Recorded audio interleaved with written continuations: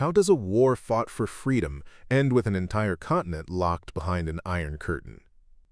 How does a grand alliance, forged in blood to defeat one of history's greatest evils, shatter into 50 years of bitter nuclear-armed rivalry? The answer lies in two fateful meetings, in the final, chaotic days of World War II. Welcome to 10-Minute History. I'm your host, Jake Sullivan, and today we're diving deep into the endgame, the Yalta and Potsdam conferences, where a handful of men redrew the map of the world and accidentally started the Cold War. By early 1945, the defeat of Nazi Germany was certain. The question was no longer if the Allies would win, but who would control what when the shooting stopped. And this is where the Grand Alliance, a strained partnership between the democratic US and UK and the communist Soviet Union, began to crack. The only thing they truly had in common was a mortal enemy, Adolf Hitler. With him gone, their deep-seated suspicions came roaring to the surface. The fate of the post-war world rested on the shoulders of three men, the Big Three, each with their own vision, their own pressures, and their own fatal flaws. First, there was Franklin Delano Roosevelt, the American president. An idealist at heart, FDR's grand dream was the United Nations, a new body for collective security. He believed in his own personal charm, convinced he could manage Uncle Joe Stalin and bring the Soviets into a cooperative new world order. But Roosevelt was hiding a tragic secret. He was a dying man. Suffering from severe heart failure and hypertension, he arrived at Yalta gaunt and exhausted, often struggling to concentrate. His physical weakness would make him vulnerable to the relentless pressure of his counterparts. Then there was Winston Churchill, the bulldog of Great Britain. At 70 years old, he was a realist who saw the world in terms of a balance of power. He had no illusions about Stalin and saw with chilling clarity that defeating Germany would leave a power vacuum in Europe, a vacuum the Russian bear would rush to fill. But Churchill was negotiating from a position of profound weakness. Britain was financially bankrupt from the war, its empire was crumbling, and he was painfully aware that he was the junior partner at the table. And finally, there was Joseph Stalin, the man of steel and absolute master of the Soviet Union. He was a man defined by paranoia and ruthless ambition. His country had been invaded from the West twice in 30 years, and he was driven by one non-negotiable goal: to create a buffer zone of subservient states in Eastern Europe to protect the USSR from any future attack. And he came to the table holding all the cards. His Red Army, an unstoppable juggernaut, had already crushed the German forces in the east. By February 1945, Soviet soldiers occupied Poland, Romania, Bulgaria, and were just 40 miles from Berlin. Stalin wasn't coming to ask for a sphere of influence. He was there to have his existing control formally recognized. This was the tense trio that gathered in February 1945 at Yalta, a seaside resort in the Soviet Crimea, for their final meeting. The setting itself was a surreal mix of decaying opulence and deception. Stalin insisted on hosting, forcing a long and grueling journey on the frail Roosevelt. They were housed in former Tsarist palaces, which were grand, uncomfortable, and infested with bedbugs. But the real secret of Yalta was the surveillance. Stalin's secret police, the NKVD, had riddled the American and British quarters with hundreds of hidden microphones. Every private strategy session, every whispered concern was recorded and delivered to Stalin each morning. He came to the bargaining table knowing his opponents, every move before they made it. One of the first major issues was the fate of Germany. They all agreed on the so-called 4 Ds: demilitarization, denazification, democratization, and decentralization. The most critical decision was to divide Germany and its capital Berlin into zones of occupation. An American, a British, and a Soviet zone were agreed upon. Churchill, desperate for another European power to counter the Soviets, fought hard to give France a zone as well. Stalin scoffed at the idea but grudgingly agreed, as long as the French zone was carved from the American and British territories, not his. But the real fight was over Poland. For Britain, Polish independence was the reason they went to war. For Stalin, a friendly, communist-controlled Poland was the absolute key to his security buffer. The problem was there were two Polish governments, one in exile in London, recognized by the West, and a new one in Lublin, Poland, made up of communists handpicked by Stalin. After days of bitter argument, a fatal compromise was reached. The agreement called for the Lublin government to be reorganized, to include some democratic leaders, and then to hold free and unfettered elections. To Roosevelt, this sounded like a victory for democracy, but the language was deliberately vague. To Stalin, it meant he could add a few token non-communists to his puppet government while keeping total control. The promise of, quote, free elections was meaningless without international supervision, which Stalin would never allow. Churchill knew it was a betrayal, but with the Red Army physically occupying Poland, he was powerless. Then, to appease Western concerns, Stalin signed the, quote, Declaration on Liberated Europe, a beautifully written document promising to help all freed nations establish democratic governments. Roosevelt hailed it as a landmark achievement. Stalin saw it as a meaningless piece of paper.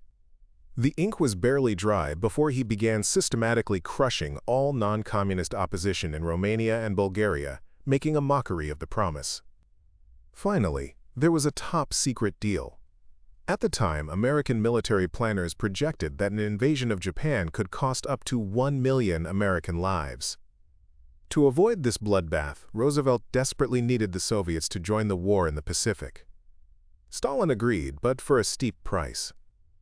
In a secret protocol, he was promised territorial concessions in Asia, including islands lost to Japan in 1905, and control over key ports in Chinese Manchuria. It was a staggering deal made at the expense of an ally, China, who wasn't even consulted. Roosevelt justified it as a necessary evil to save American lives, but it would later fuel accusations that he sold out China at Yalta. So was Yalta a sellout by a naive, sick president? Or was it simply a pragmatic recognition of military reality? The truth is, Eastern Europe wasn't Roosevelt's to give away. The Red Army was already there. The tragedy of Yalta wasn't that it divided Europe, but that it created a framework of broken promises and mutual bitterness that would define the coming conflict. The fragile spirit of Yalta evaporated almost immediately. In the 5 months that followed, the world was turned upside down. Stalin brazenly installed communist-dominated governments in Romania and across Eastern Europe. In a move of breathtaking cynicism, he invited 16 leaders of the non-communist Polish underground to a meeting, only to arrest them and put them on trial in Moscow. Then, on April 12, 1945, the world was stunned. Franklin Roosevelt was dead. His successor was Vice President Harry S. Truman, a plain-spoken former farmer from Missouri who had been kept completely in the dark on foreign policy. Where Roosevelt was subtle, Truman was blunt. Just 11 days into his presidency, he met with Soviet Foreign Minister Molotov and dressed him down in what he called the language of a Missouri mule driver for breaking the Yalta agreements. A shocked Molotov said, "I have never been talked to like that in my life." Truman shot back, "Carry out your agreements, and you won't get talked to like that." The era of personal charm was over. Then, on May 8, 1945, Germany surrendered. The common enemy that held the alliance together was gone. And as this was all happening, a secret of unimaginable power was nearing its climax in the New Mexico desert. On July 16, 1945, the day before the next conference was to begin, the U.S. successfully tested the first atomic bomb. Truman now had what he called a MasterCard, a weapon that could end the war with Japan and, he hoped, make Stalin more manageable. This was the backdrop for the final summit at Potsdam, held in a palace just outside the ruins of Berlin in July 1945. The cast of characters had changed dramatically. Truman was the new, tough-talking American. Stalin was the only original member left, now at the peak of his power. And in a moment of high political drama, Winston Churchill, who started the conference, was replaced halfway through by Clement Attlee, after a stunning election loss back home. The tone at Potsdam was chilly and confrontational. The arguments over Germany became bitter. Instead of agreeing on a total sum for reparations, they decided that each power would take payments from its own zone. This was a disaster. It destroyed the idea of treating Germany as a single economic unit and laid the groundwork for its division into an impoverished East and a recovering West. Truman confronted Stalin over Poland, but Stalin was immovable. He had already installed his puppet government and unilaterally given a huge chunk of Germany to Poland, leading to the brutal expulsion of millions of Germans from their homes. The West protested but could do nothing. Then, on July 24th, came the most fateful moment of the conference. Truman casually walked over to Stalin and mentioned that the U.S. had a new weapon of unusual destructive force. Stalin showed no special interest, simply saying he hoped they would make, quote, good use of it against the Japanese. Truman and Churchill thought Stalin hadn't understood. They were completely wrong.